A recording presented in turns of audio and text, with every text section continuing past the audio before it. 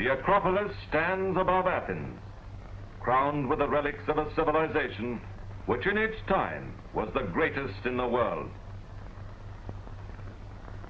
The buildings have been damaged by time and a succession of invaders, but the spirit of ancient Greek civilization permeates the minds of millions who've never heard of Pericles or read Aristotle.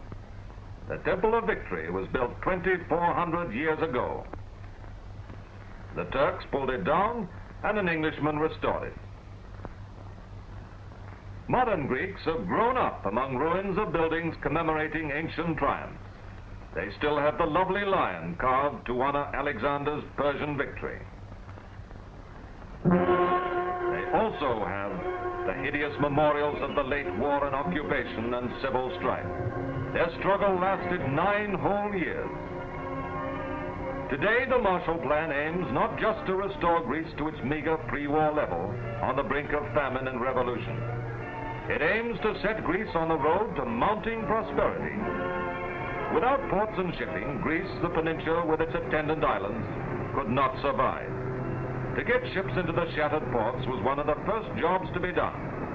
Greece lost 75% of her ships in the war. American Liberty ships sold at low prices helped to make good the losses. New port equipment was brought in to replace the installations destroyed by war. So in May 1948 began the unloading of Marshall Aid supplies, food, raw materials, and machines. By the end of May 1950, a total of $240 million Marshall Aid dollars had been spent on Greece.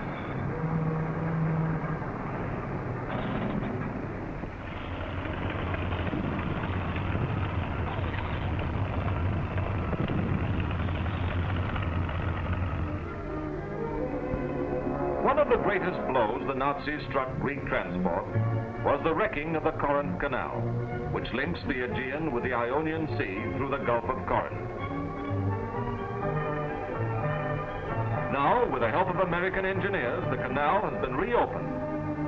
Over 1 million tons of earth and debris have been shifted, and the walls of stone repaired. Road, rail, and footbridges have been restored. And ships can now steam through, avoiding the long haul round the Peloponnese.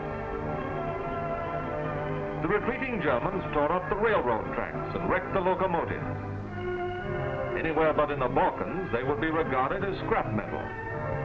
But the Greeks have a genius for improvisation. They've had long training in making the best of a bad thing. And what they can do with a locomotive, which anybody else would consign to the junkyard, is quite remarkable.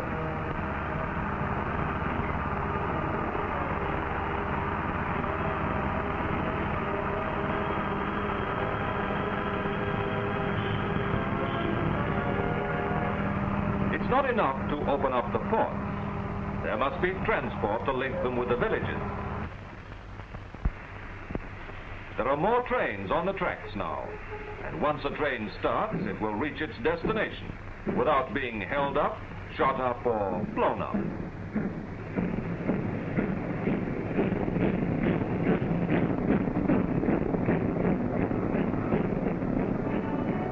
Most roads in Greece are tortuous, rough, and unsuited for cars.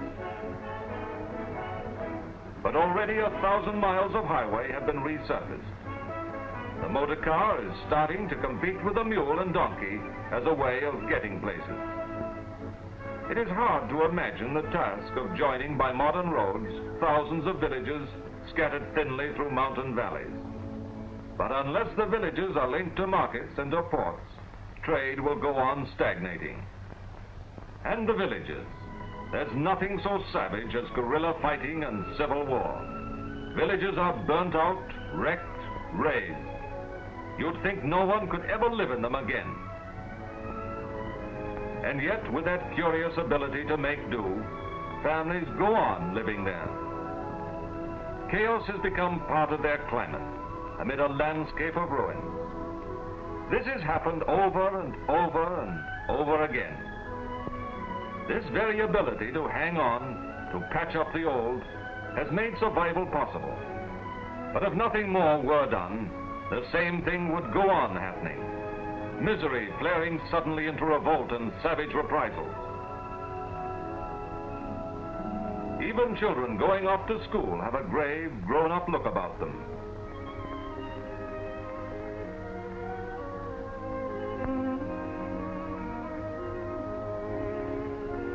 Yet families still have hope and courage.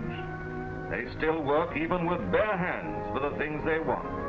An end to chaos and squalor, a decent, peaceful life. Marshall Plan field men go from village to village, advising on building plans and methods.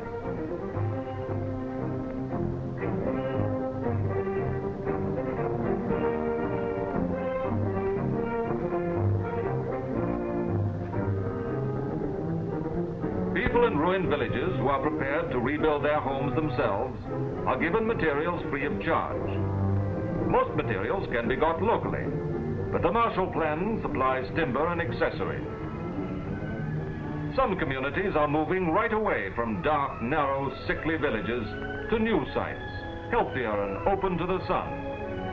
Often the men building their homes are farmers returning to the land. During the Civil War, 1 in every 10 of Greece's 7 million people fled from home. 250,000 homes were wrecked or badly damaged. Now the families uprooted by war are coming back to their homes and their farms. Even the children are enlisted to help rebuild the schools.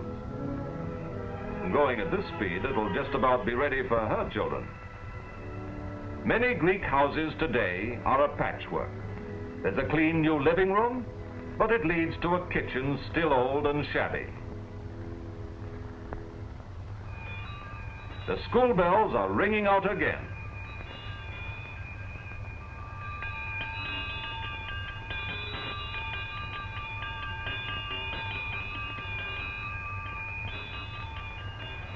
This school, long occupied by the Greek army, has again become a place for children.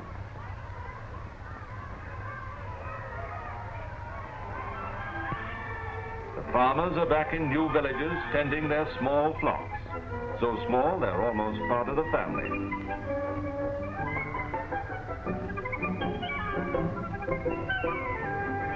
The Greek peasants are among the poorest in Europe. The civilization the Athenians brought to maturity in the 5th century BC has profoundly influenced the Western world. But the Greek peasants are very like their peasant forefathers. All European civilization has given them is the privilege of seeing their land become a battlefield several times each century. Their way of life may seem simple, pastoral, idyllic. But it is also tuberculous, malarial, and undernourished.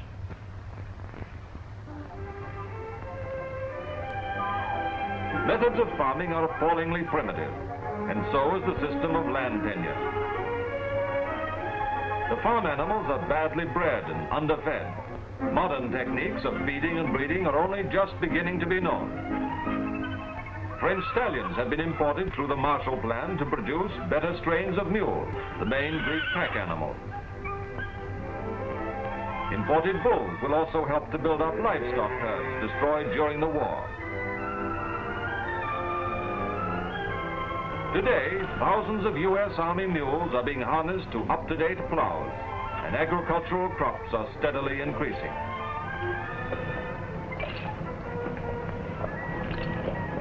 To step up the food supply still further, Marshall Plan experts explain the use of modern American farm machinery. Americans, like all Western peoples, have a great debt to pay for the heritage of ancient Greeks. They are beginning to repay it by teaching modern Greeks ways of farming which can make their country prosperous again.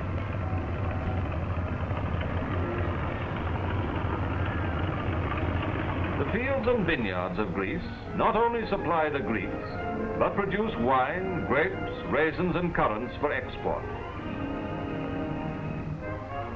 Most important for the farmers, Marshall Aid helps plan water control. Already, small dams are being built in the little valleys which furrow the country. A series of small dams can hold the water, prevent its flooding the plains, and then release it to the fields during the hot summer. To dig the irrigation ditches, an odd combination of labor is used. Manual labor is cheap, for the laborers work on native bread and wine. The mechanical ditch digger works on imported gas and oil, expensive items in Greece today. But the operator is getting valuable experience, and Greece is becoming machine conscious at last. Mechanical skills and technical training are essential if Greece is really to recover. Boys are learning from American technicians tricks of the trade, which will mean new hope for this stricken country. Greece is coming up to date. Already the airport and airlines are as shiny and modern and efficient as any in the world. But no matter how hard they work, the Greeks will not have finished the job of reconstruction by 1952, when martial aid ends.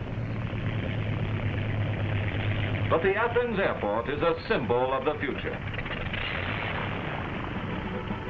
Athens is one of 6 junctions of the world, and planes of 26 airlines touch down here.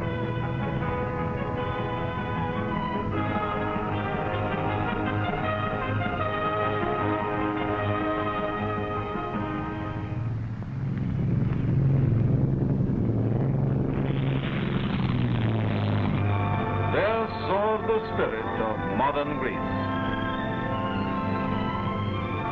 And coming down to earth, there lies the symbol of her ancient glory. The debt we owe her artists and philosophers will be repaid when our technicians have helped to make her poor earth rich again. Helping people to help each other, the Marshall Plan.